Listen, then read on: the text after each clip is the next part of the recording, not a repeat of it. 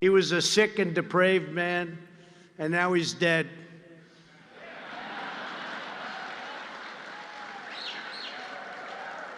He's dead. He's dead as a doornail. There are a lot of ways that one could describe the death of Baghdadi and who Abu Bakr al-Baghdadi was. That it really turns into a competition to find the most clear put down of who this individual was. Language that really conveys what a disgrace and what a dehumanizing and evil piece of. You want to go to the profane. I'll just say it. You want to start dropping curses when you're talking about a guy like this. I get that. And that's the normal feeling that all of us would have. Somebody who would do this, somebody who would keep sex slaves, somebody who would murder men, women, children, have them executed, have them tortured, all these, the most horrible things imaginable. And by the way, Baghdadi would have done it to millions of people if he could have. Remember that. Abu Bakr al-Baghdadi, if he had a nuke to set off in New York City, he would do it tomorrow. Well, he won't be doing anything tomorrow except burning in hell. But there are some people who, as we've been discussing, were distracted from this obvious truth of Abu Bakr al-Baghdadi because to them, the bigger concern, the bigger enemy than the Islamic State is clearly Donald Trump. And this is a malady that has been on the left for a long time, right? The bigger concern than al-Qaeda was George Bush for a lot of liberals in America for a long time. I remember I was in the CIA during the Bush administration, and a lot of people were much more worried about Bush than they were about Saddam, they were about the Taliban, al-Qaeda, you name it. The real enemy was Bush, or the real worry was Bush and his foreign policy. And this reminds me of something that we have seen from the Trump administration that I think is very important. There are a lot of things about Trump that will last long after he's out of office, hopefully in 2024. But one of my favorites is that he has managed to expose the media and liberals and Democrats in a way that nobody else had before, because they drop the pretense that they often hide behind. They drop from behind their hiding places in, oh, I'm just an objective journalist, or, oh, I'm just a faithful government servant who would never, ever try to take politics into my own hands, use the power that I'm given to execute a very specific mission of the federal government and do something else with that. Oh, never. Good heavens. And then we had Comey and Clapper and Brennan and, Strzok and Page and, just go down the whole list. And CNN just making a mockery of itself, and the Washington Post and the New York Times, false stories, fake stories, having to fire journalists because they write fake stuff about the president, burning sources to write something nasty about the president, some minor news item somewhere. I mean, just no integrity, no ethics, just throwing it all out the window because resistance is all that matters. And that's been very illuminating. That's been really worthwhile for us as a country. We will not forget it. I will not forget it.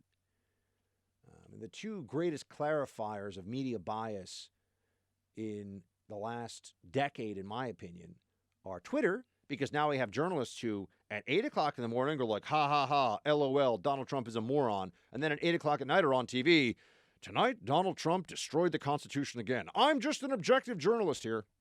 Just telling you the objective truth. Don't pay attention to my ha-ha Trump is a moron tweet. They do this all the time. So that's one part of it. But the other is also just Trump himself. The existence of Trump has, I think, heightened that phenomenon on Twitter and elsewhere. They just can't help themselves. They hate this guy so much that they make errors. They get so angry about Trump that they're not as conniving.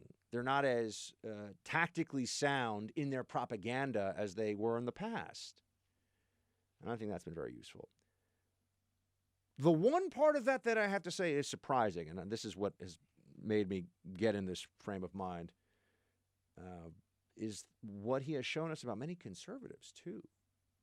You see, in the early days of Never Trump, and there were people who were opposed to Trump during the primary, and I understand why, and I had my concerns about Trump during the primary, too. Did not have any concerns as soon as he was the nominee. He was my guy, full stop.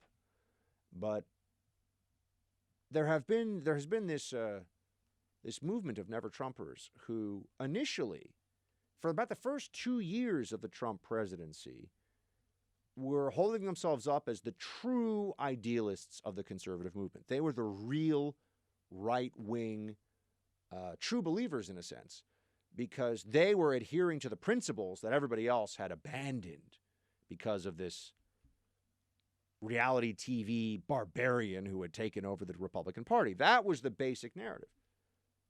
But what we've really seen are that many of the, not all of them, I'm not going to put them all in this, but many of the loudest voices in that category have in fact now made common cause with Democrats.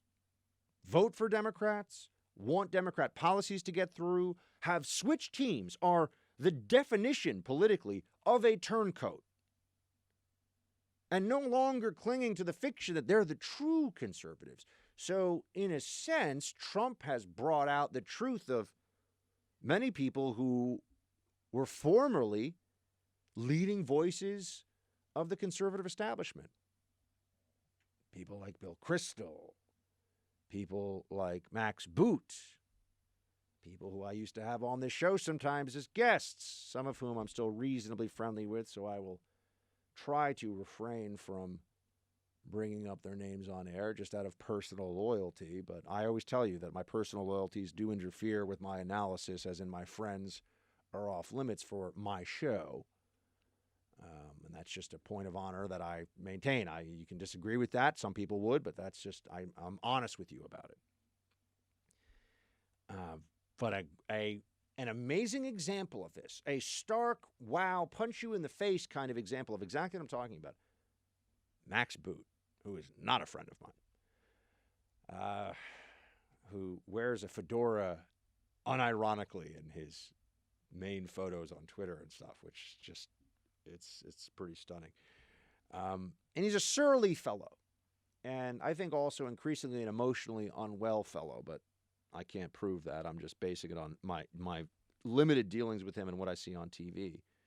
But he wrote a column for the Washington Post, which also has just made a complete fool of itself in this Baghdadi process, in which he wrote, this is in a column, quote, "The assertion that Baghdadi died as a coward was, in any case, contradicted by the fact that rather than be captured, he blew himself up." End quote. So in a column in the third largest newspaper in the country, I think the Washington Post is the third largest deal. I don't know. It's close to it. Probably the second most esteemed liberal newspaper after the New York Times. But in a column that he had to know was going to be read by a fair amount of people, Max Boot, driven by his ferocious Trump hatred and obvious narcissism and hurt feelings at no longer being particularly important, not the way that he thought he used to be. He no longer has a political party around him that he feels he can direct, he has an important place in. There is a selfishness that has been exposed for many, not all, many Never Trumpers who have gone so far in their anti-Trumpism that they actively work to assist the other side. And now they can't hide from that anymore. And they also make fools of themselves. They can't hide from that either. Why would anyone think it appropriate, even for a moment, to suggest that Baghdadi suiciding himself and 3 of his own children with a suicide vest means that he's not a coward? Who would think that, first of all, and then who would write that out? Who would think that they should write it out and then submit it under their own name to a newspaper and not understand what the consequences of that would be? The buffoonery here from Boot is stunning, except you have to understand this is an emotional response for him, because anything that is good for Trump he feels like is bad for him. It's all personal. A lot of Never Trumpers, it's all personal. They're not important anymore. They got used to being important within a certain set of the American right. They got used to being celebrated and everyone listening to them and everybody. And then all of a sudden, when people started to question either some of their ideas or question their inability to see what many of the rest of us see about Trump, which is not that Trump is perfect. I don't think Trump is perfect at all. I think that Trump has made plenty of mistakes. I think he's got plenty of personality flaws that are pretty shocking at times. I don't sit here telling you that he's beyond reproach at all. In fact, I think it's important we should criticize Trump more on the, let's say, $1 trillion deficit we're running this year. On the, some of you write in and say, Buck, you can't criticize him on this, or he's trying to build a wall, or he's not trying hard enough. But that's a long way, criticizing somebody for not doing well enough. I mean, this is the difference between a coach who's trying to encourage his player on the field versus people in the stands who are saying, you stink, get out the game. That's what never Trump became, really from the beginning. And then we find out not only are they yelling at Trump, you stink, get out of the game, but they were secretly rooting for the other side the whole time. Wow. I don't think we should listen to them anymore about game strategy if that's going to be their approach. Bood had to walk this back, by the way. But he's such a surly and smug fellow. We talked about immigration once when I was on Rising, and he just didn't know what he was talking about. He came on TV. He figures I've written some books that were well reviewed on the history of warfare, and therefore I know about immigration. And so he came on TV and said some stupid things like walls don't work, and everybody knows that. False. That's not true. Walls do work, and anybody who knows anything about the border knows the walls work. So there's that. He did have to add this little note to his piece. Quote, an earlier version of this column included a sentence questioning whether Trump was right to call Baghdadi a coward because he blew himself up. The line was removed because it unintentionally conveyed the impression that I considered Baghdadi courageous. Well, that is kind of what he said. When you say someone's not a coward because they blew themselves up, I mean, kind of saying that they're not a coward. So I don't know what else to say about that other than Trump derangement syndrome is a powerful drug. Some people take way too much of it, and we see the results of it now.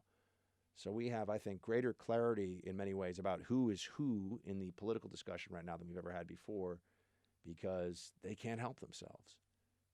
Trump is the great clarifier in that sense.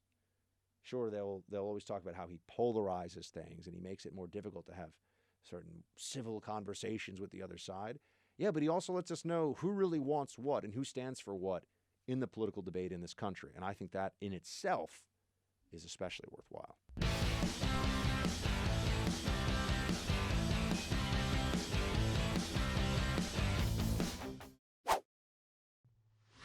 Oh, I don't think it's aggressive at all. I would be surprised if he made those comments in a negative way, but I don't think the response would be, if he actually said that, if he actually meant that, I said what I do, and that I mean.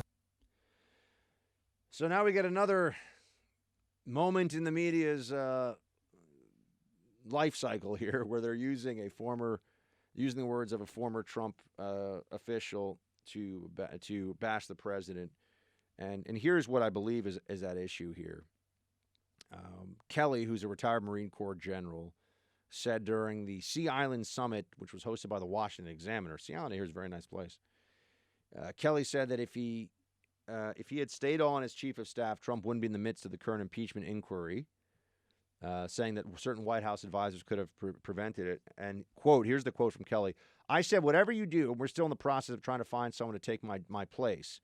I said, whatever you do, don't hire a yes man, someone who won't tell you the truth. Don't do that, because if you do, I believe you will be impeached. Okay, well, maybe Kelly said it. Maybe he didn't. President Trump seems to think that wasn't said. Keep in mind, people have been talking about how Trump was going to be impeached from the day he took office because of the ferocious hatred the left has for him. So it's not a tough thing to say. That's not analysis that should be surprising to anybody. Do I think that the president's, I was talking before about where I'd criticize the president. Do I think the president's choices of senior advisors and staff around him have been almost inexplicably bad? Yes, I do. There is no justification. There's no rational way to explain many of the choices that Trump made about who to put around him and who to put in positions of real authority. Scaramucci, Omarosa. I mean, it really was a little bit like he said, or like he decided that he was staffing up a reality TV show again. Like he was picking people for The Apprentice, White House. That's real. Let's be clear. Let's be honest about that.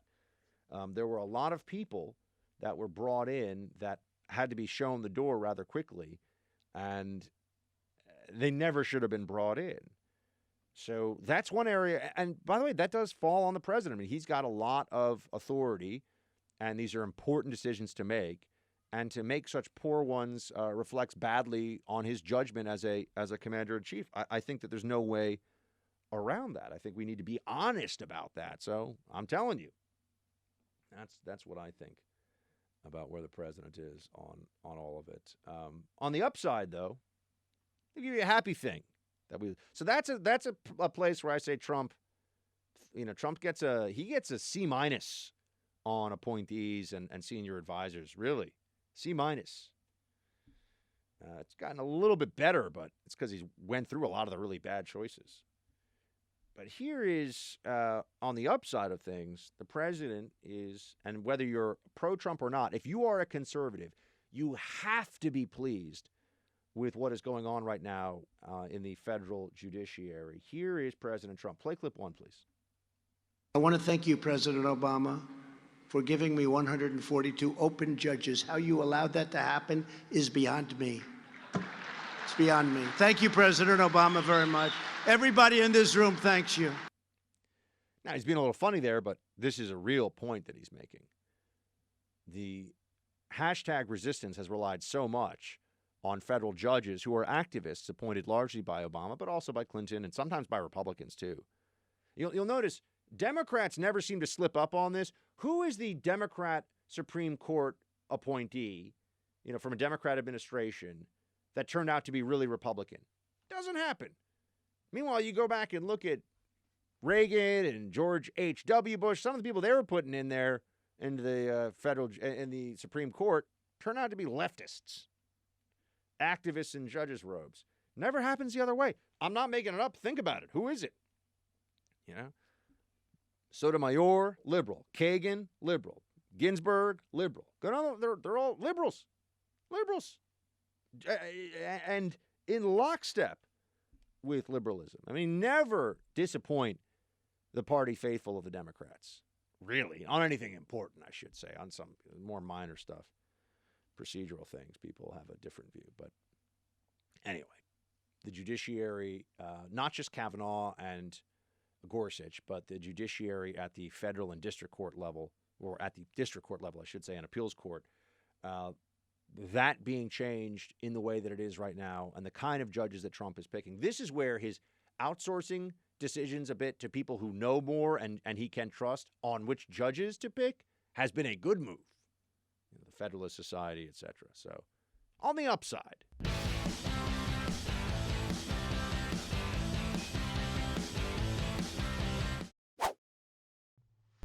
Spicy gets through. Very important news item for you here. The show Dancing with the Stars has Sean Spicer on as a contestant. You remember Sean Spicer. He was White House press secretary for a short time and was perhaps best known, was in a pop culture sense best known for the Melissa McCarthy send-up of him, impersonation of him, and also because he was the one who came out and said that the inauguration was the biggest and most attended inauguration ever, and that was a bad look. It didn't come off well at all. But I'm glad to see that by the way, he's a nice dude. I've bumped into him a few times at the Trump Hotel in D.C., where it's really the GOP clubhouse where a lot of people hang out. I hear they might be selling it, by the way, which is kind of a bummer, because if you want to have really overpriced drinks in a space that plays Muzak 24/7, Trump Hotel is definitely, the lobby there is definitely the place you want to do it. I don't know if it's flambéed bacon or what, like flamed bacon, whatever. They take a blowtorch to the bacon there, and they have these hanging bacon strips, and I'm telling you, it is amazing.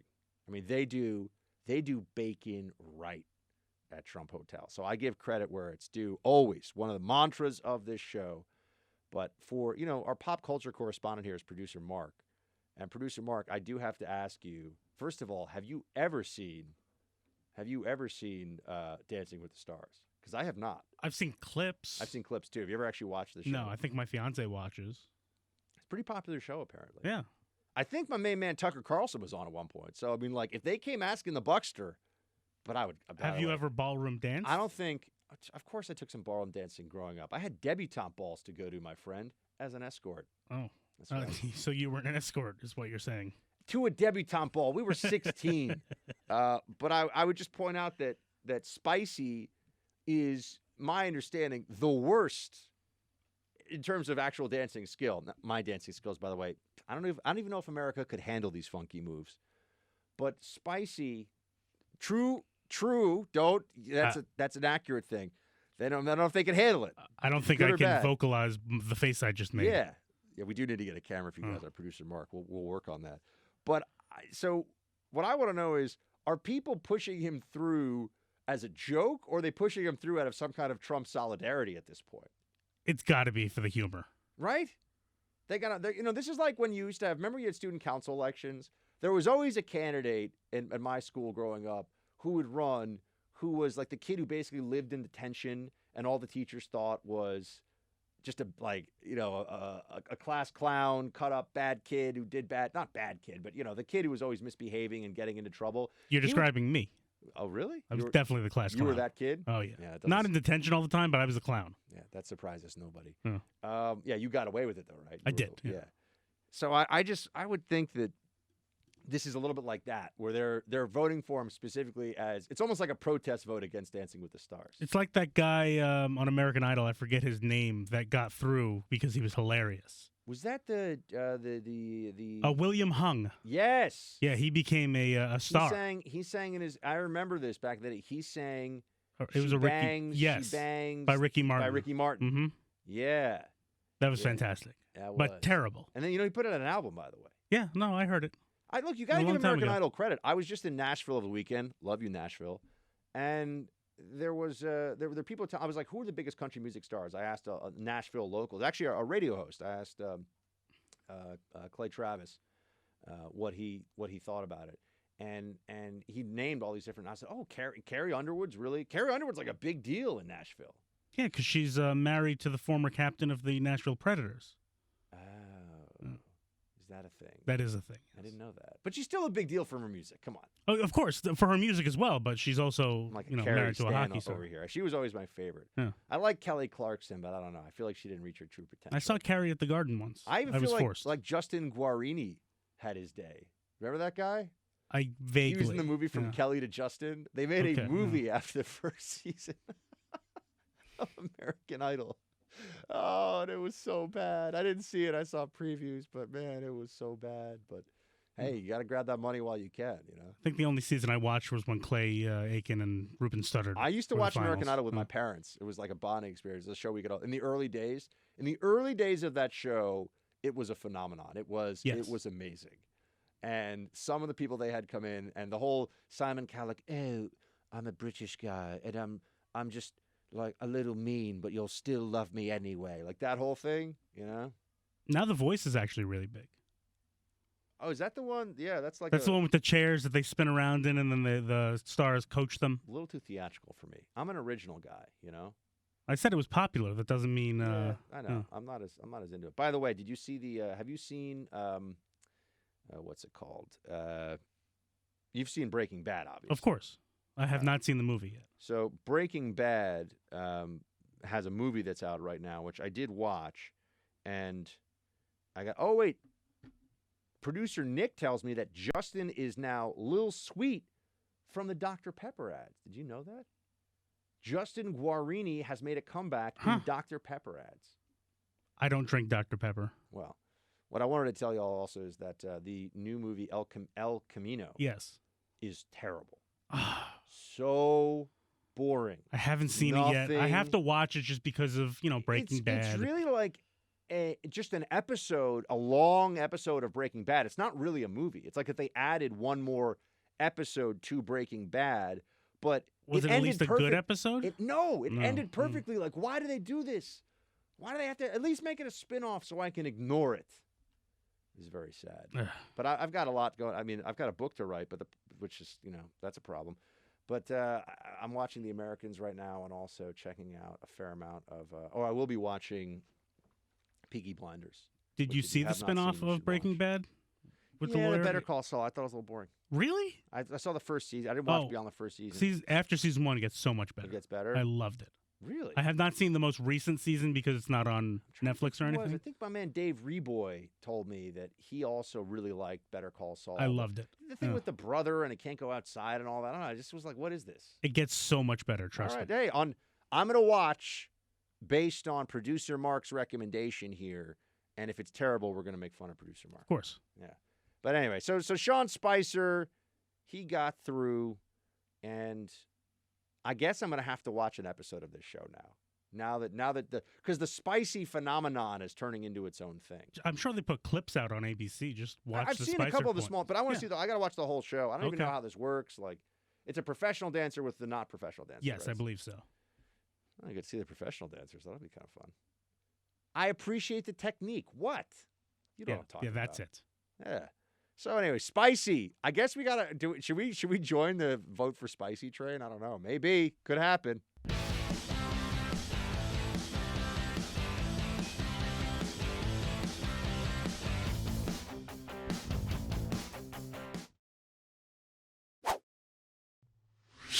I have also started to perhaps be more candid, talking about what I describe and what I believe to be the elephant in the room about my campaign. What is that? Electability. What do you mean? Electability. Essentially, is America ready for a woman and a woman of color to be president of the United States? America was ready for a black man to be president of the United States. And this conversation happened for him. There is a lack of ability or a difficulty in imagining that someone who we have never seen can do a job that has been done, 45 times by someone who is not that person. I got to tell you, I really don't like this this analysis, this view of things that Kamala Harris is offering up. And we've heard it many times before. We heard it from Hillary. Is the country ready for a woman? In this case, with Kamala Harris, is the country ready for a president who is a minority woman? The answer is yes. Okay, we're ready for it. The American people aren't. I know Democrats have all convinced themselves that we're so racist and closed-minded, and unless we agree with them on everything, then we're okay. But if we have any other thoughts about anything, we're such terrible people, these Americans. We're so awful, so much racism in this country. When every American I know, every person that I know, regardless of political affiliation, if you said, hey, there's a candidate, the candidate shares all of your ideas on all major policy issues, and it's just really inspiring and great. But the candidate has fill in any demographic profile you want and any gender you want, I guarantee you that anybody that you know in your life, you'd be like, yeah, fine, who cares? Great. Doesn't matter. White, black, Hispanic, Asian, pick something else, male, female, whatever it may be.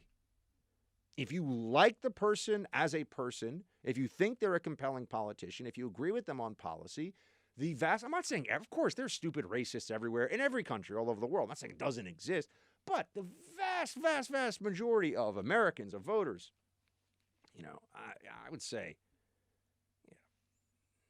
99 out of 100, maybe 9 out of 10 if you want to give yourself a little leeway. Well, no problem voting for a woman, no problem voting for a minority, and we just went through 8 years of a president who was a minority, and it's almost like we're supposed to pretend that that didn't have any meaning. The country's still just as racist as it was. I mean, come on. It's just, it's such a self-serving narrative, and especially in this case with Kamala Harris. It is such a self-serving narrative because she's dramatically underperforming because people here's the thing, and I see this among I'm not speaking about this as a Republican, what my feel. My least favorite candidate is Beto because he's just like it's like he just reads the comments on the Huffington Post, and he's just like, yeah, I just want to like comment, and I just want to tell everybody that I'm gonna take all your guns, and America's like super racist, but I'm not racist, but America's like so racist. So Beto's the worst. But from what I see from Democrats, people I know and follow and interact with, they're all really unimpressed with Kamala Harris. They really do not like the campaign that she has run. So is that whose fault? Is that the fault of sexism or racism? Or is it the fault of Kamala Harris for not doing a good job? Same thing with Hillary. Which is it? Was it a big reason to vote for Hillary that she's a woman, or was it a big hindrance to her winning the election that she's a woman? Oh, well, it depends on whether she wins or not, I guess, right? And that's the way the analysis always goes. Well, it depends on whatever's most politically useful for her at any point in time. I find it, I honestly and truly find this, it's so boring, it's so typical. She has not run a campaign, in this case with Kamala Harris. By the way, Tulsi Gabbard is outperforming Kamala Harris. Tulsi Gabbard is also, I believe, qualifies as a minority female, unless I'm misunderstanding something. And she doesn't complain about this. So I think the complaints are just a way of self-justifying a weak campaign. But on the other side of political correctness these days, you do have Dave Chappelle with his most recent special. The name of it I'm actually forgetting, but it was, do you remember the name, Producer Mark? No, I don't remember the name. Whatever, it's good. Go watch it if you haven't seen it. Look, there's some stuff that's edgy. There's some stuff that you might even be a little uncomfortable with. Exactly, it's comedy. Deal with it. He's got to push the boundaries a little bit. That's why comedy's so bad right now in general. Nothing is allowed to be funny. No one's allowed to make a joke. You're not allowed to laugh either. Oh, can't laugh. But what about if, like, I'm doing a Beto impression, and I'm just like, hey, I just want to know, like, am I the single biggest hypocrite in the race? And then Bernie's like, no, you're not the biggest. I'm the biggest. I got 3 houses. I'm a millionaire. Why you do? But I just, like, really don't understand why the American people then just don't, like, open their hearts to Beto. What was I even saying? Oh, yeah. So you can make fun of politicians. That's okay. There are very few other people you can make fun of and get away with it. And one of my big frustrations is that I wish that I could do different fun accents here on the show. But I can reliably and without fear of dramatically negative consequence do accents of public figures and people from America, parts of America and European countries. And maybe like Australia and some, the English-speaking countries outside of America. That's it. Can't do accents from different parts of the world. Can't do, any sketch. You look at Robin Williams wouldn't have even had a comedy career if he were alive today because he wouldn't have been able to do any of the things that he did that made him famous. Not allowed. Can't no jokes. No Asian accents, no South Asian accents, East Asian accents. I don't think I'd be able to. You can't do a Latino accent. You can't do any of these. You're not allowed to do any accents because doing an accent is terrible. Oh, it's awful. Okay, well, that seems unless like I said, I can do Bernie. You can do Beto. I can do Russian. I can do Italian. There's some places. I can make fun of Irish people all day, but and English people. That's about it. But Dave Chappelle was asked about comedy and political correctness, and I particularly enjoyed his response. Would you please play clip 11, Producer Mark? Political correctness has its place. Excuse me. We all want to live in a polite society. We just have to kind of work on the levels and come to an agreement of what that actually looks like. I personally am not afraid of other people's freedom of expression. I don't use it as a weapon. It just makes me feel better, and I'm sorry if I hurt anybody, et cetera, yada, yada, yada. Everything I'm supposed to say. I like that. I want to start doing that.